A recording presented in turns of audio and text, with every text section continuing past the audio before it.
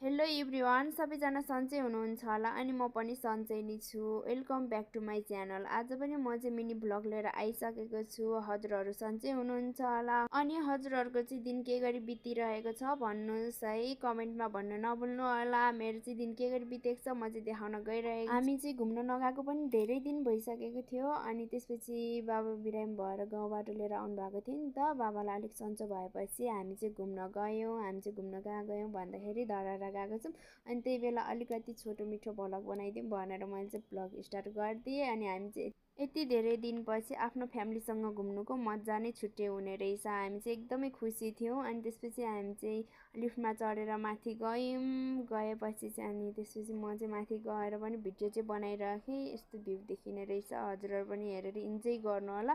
अनि त्यसपछि हामी गएर चाहिँ मस्तसँगले म चाहिँ भिडियोतिर बनाउनुतिरै ध्यान दिएँ अनि त्यसपछि फोटोसोटो पनि खिच्यौँ अलिअलि अनि धेरै नै खुसी नै थियौँ। अनि अलिक बाबा पनि बिरामी हुनुहुन्थ्यो, धेरै बेर पनि हामी बसेनौँ अनि त्यसपछि थोरै मात्रै भ्लग गरेको थिएँ। मैले चाहिँ यसरी डाइरेक्टली बोल्न नसकेर म चाहिँ भोइस ओभर गरेर भिडियो बनाइरहेको छु। यसरी भिडियो सिधै त्यति चुपचाप गरेर भिडियो मात्रै बनाइरहेको थिएँ भोइस ओभर गर्छु भनेर। त्यही पनि हामी चाहिँ घुम्न गएको चाहिँ 2-3 दिनै भइसकेको थियो अनि त्यसपछि म चाहिँ बिजी भएर भिडियो पनि हाल्न पाएन अनि एडिट सिडिट गर्न पनि आउँदैन त्यति।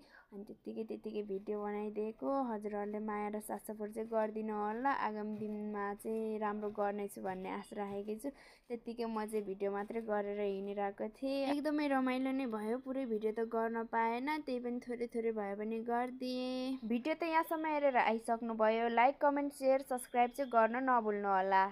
फेरि पनि अर्को मिनी भ्लगमा भेट्नेछु भन्दै बाई बाई गाइज। सबैजनालाई टेक केयर।